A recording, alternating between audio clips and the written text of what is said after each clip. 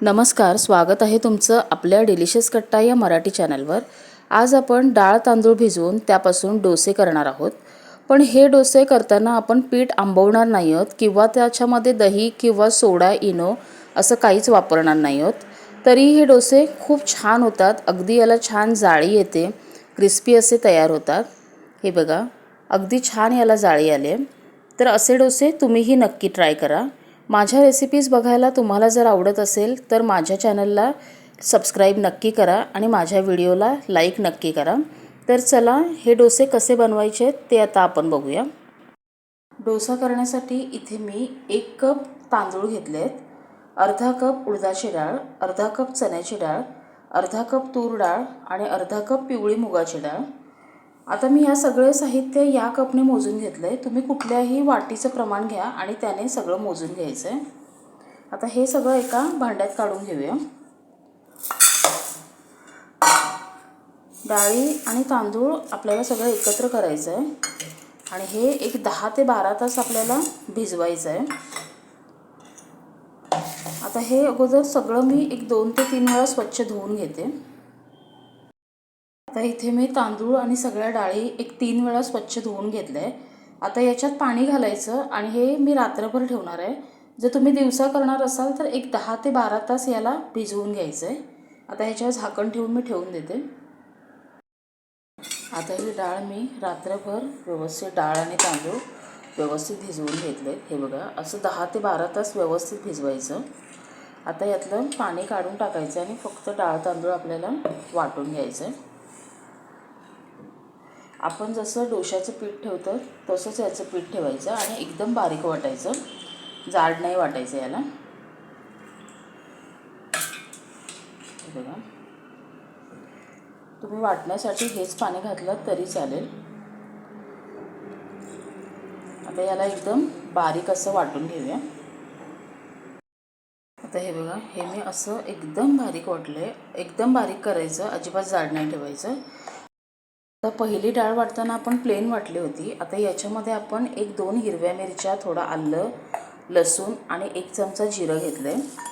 तुम्ही हे सुरुवातीला घातलं तरी चालेल। मी आता हे एकदाच घालणार आहे आणि नंतरची डाळ देखील प्लेनच वाटणार आहे।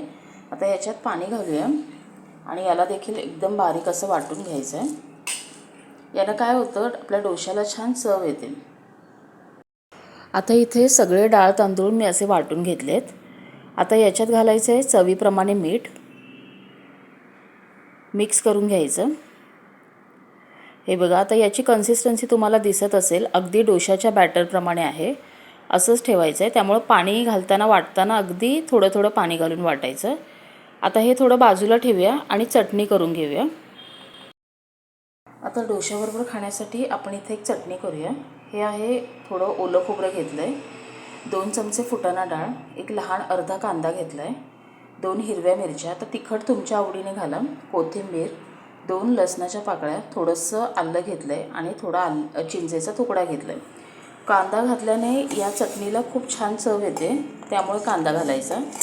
आता हे सगळं मिक्सरच्या भांड्यात काढूया। जर तुमच्याकडे चिंच असेल तर घाला, नसेल तर त्याऐवजी थोडा लिंबू पिळला तरी पण चालेल किंवा दही असेल, दही चमचावर घातलं तरी चालेल। याच्यात घालूया चवीप्रमाणे मीठ आणि याच्यात घालायची थोडीशी साखर, एक अर्धा चमचा साखर घालायची आणि याला आता पाणी घालून एकदम बारीक असं वाटून घेऊया। आता इथे मी छान बारीक अशी चटणी वाटून घेतली आहे। आता फोडणीसाठी इथे मी तेल गरम केलं आहे, याच्यात घालूया मोहरी, जिरं आणि कढीपत्ता। आता ही फोडणी याच्यावर घालूया, मिक्स करूया। आता ही आपली चटणी इथे तयार झाली आहे। आता डोसे करायला घेऊया।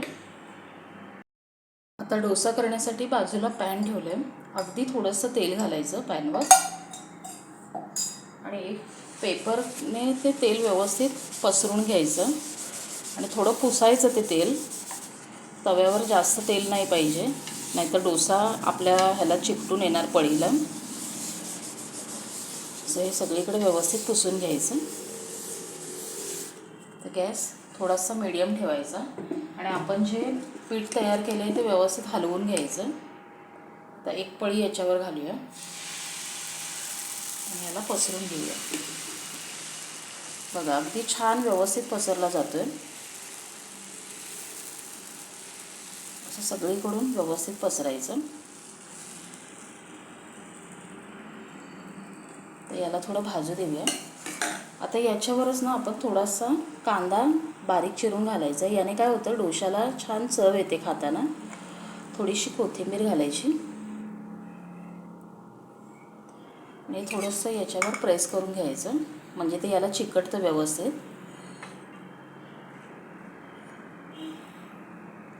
आता डोशाची खालची बाजू व्यवस्थित भाजू देऊया.